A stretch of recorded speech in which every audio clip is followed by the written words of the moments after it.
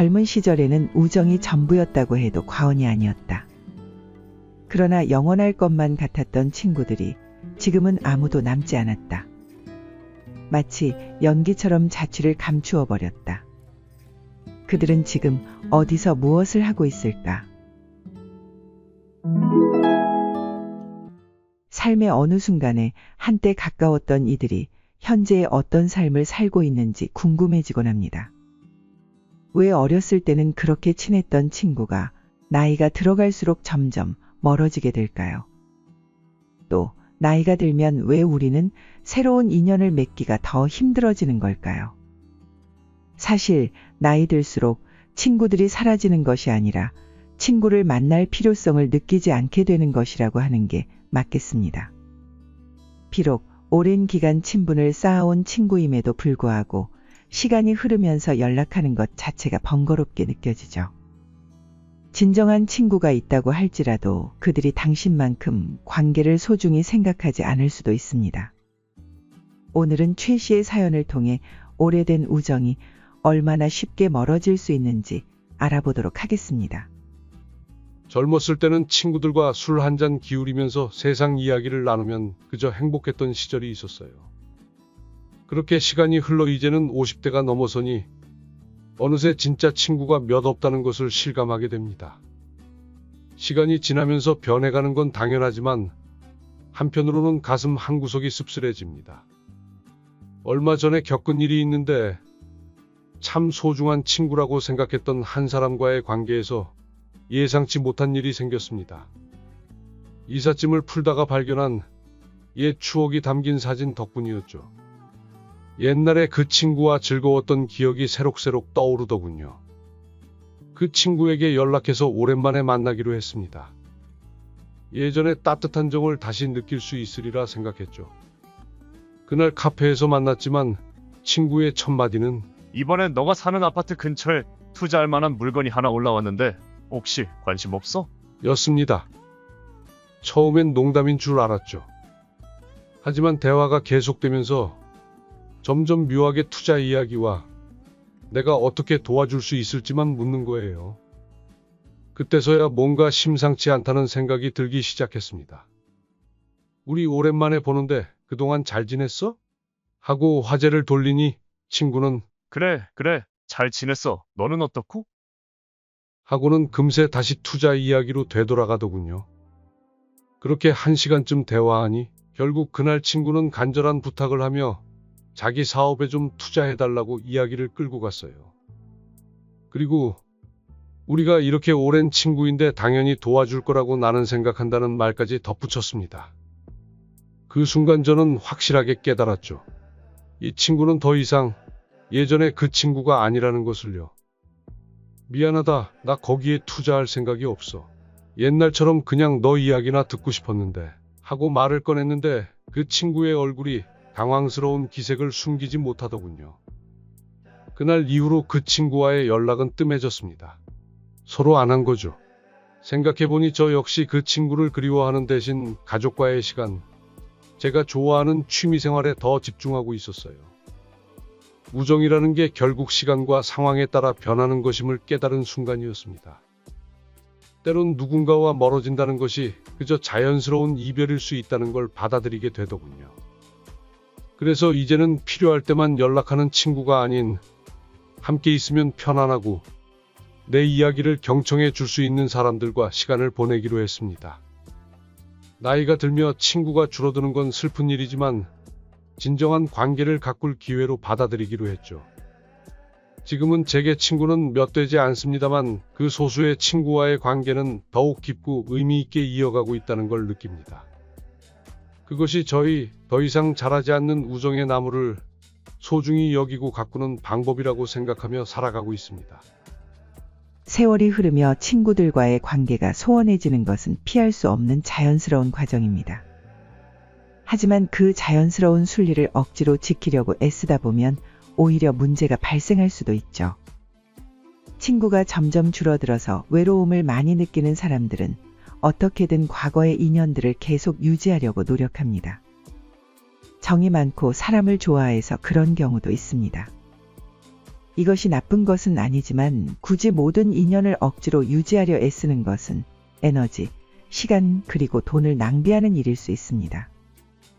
왜냐하면 첫째로 대부분 친구를 만나면 자녀 자랑, 금전 문제, 험담 등 별로 이야기하고 싶지 않은 주제로 대화하는 경우가 많기 때문이죠. 이런 부정적인 대화로 인해 친구와 헤어질 때 기분이 나쁘거나 시간 낭비한 것처럼 느낄 수 있습니다. 게다가 주변에는 탐욕스러운 사람, 질투하는 사람, 허영심 많은 사람이 대부분이며 진정으로 배려하고 존중하는 친구는 몇 되지 않습니다. 노년이 되어 경로당에 가도 상황은 마찬가지로 나이가 들수록 어른이 되기보다는 마치 어린아이처럼 돌아가 자랑과 다툼만 남게 됩니다. 두 번째, 성향이 맞지 않는 친구들도 존재하기 때문입니다. 위의 상황이 아닌데도 만남이 끝난 후에 기분 나쁜 감정만 남는 경우가 있습니다. 이는 누구의 잘못으로 돌릴 수 있는 문제가 아닙니다. 개개인의 사상, 세상을 바라보는 관점, 신념 등이 충돌하는 경우도 있기 때문이죠. 이전부터 알고 지냈던 친구라 할지라도 굳이 계속해서 관계를 챙기지 않아도 됩니다. 그런 인연들과는 자연스럽게 소원해지는 것이 순리에 맞습니다. 이런 이유로 굳이 개인 시간을 할애하여 친구를 만나기보다는 혼자 즐길 수 있는 취미를 찾게 되는 것입니다. 세 번째로는 가족과 더 많은 시간을 보내는 것이 더 가치 있는 일일 수 있습니다. 진정한 친구가 있다고 해도 친구가 가족만큼 본인을 신경 쓰지는 않는다는 것을 명심해야 합니다. 친구에게는 친구의 역할이, 가족에게는 가족의 역할이 따로 있기 때문이죠. 가정이 있는데도 친구들과의 의리를 위해 모임에 꼭 참석하거나 자주 술자리에 나가는 것은 나중에 후회할 수도 있습니다. 경조사에는 참석하되 평소에는 가족과 많은 시간을 보내는 편이 좋습니다. 이는 모든 친구를 절연하라는 의미가 아닙니다. 나이를 먹어도 가끔 친구의 도움이나 위로가 필요한 순간이 있으므로 연중에 한두 번 정도 만나 술 한 잔 기울일 수 있는 친구 한 명 정도는 인생의 질을 높여주고 인간관계에 기여할 수 있습니다. 이러한 관계의 변화에 대해 저 역시 많은 생각을 하게 되었고 인간관계에 대해 좀 더 담담해졌습니다. 대신에 자신에게 집중하는 시간을 늘리고 있으며 가족과의 시간이 얼마나 값진지 다시금 인식하고 있습니다. 편하게 만나서 진심을 털어놓을 수 있는 친구가 한 명만 있어도 인간관계는 성공한 겁니다. 따라서 나이듦에 따라 친구가 없어진다고 해서 자신에게 문제가 있다고 생각할 필요는 전혀 없습니다. 그럼 나이 들수록 새로운 사람을 사귀기 어려워지는 이유는 무엇일까요? 나이 들어 생활 반경이 줄어 관계를 형성할 만남조차 없는 것이 이유일 수도 있겠지만 과거 인간관계의 경험이 우리에게 새로운 인연을 맺는 것에 대한 두려움을 주기 때문입니다. 이미 우리는 서로에게 상처를 주고받는 수많은 관계를 겪어봤습니다. 신뢰하던 이에게 배신을 경험하기도 하고 성품이 좋지 않은 사람들 때문에 스트레스를 받은 적도 있죠. 지난 그 경험을 다시 겪을 수 있다고 생각하면 새로운 관계를 시작하기 전에 두려움과 피곤함이 몰려옵니다. 이 관계를 내 에너지를 쓰면서까지 지켜야 할까? 라는 생각이 드는 것이죠. 모든 사람과 가까워질 필요는 없다는 것을 인지한 이 시점에 인간관계에 휘둘리며 지내야 하는지 회의감이 드는 것입니다. 내면을 자세히 들여다보면 사람을 만나기가 어렵고 귀찮으며 피곤한 일이라기보다는 또 다시 상처받을까 두려워하거나 에너지를 허탈하게 쓰고 싶지 않아서 회피하는 마음일 수 있습니다. 그러므로 중요한 것은 자기 내면의 에너지를 쌓는 일입니다. 제일 먼저 자신과 좋은 관계를 유지해야죠.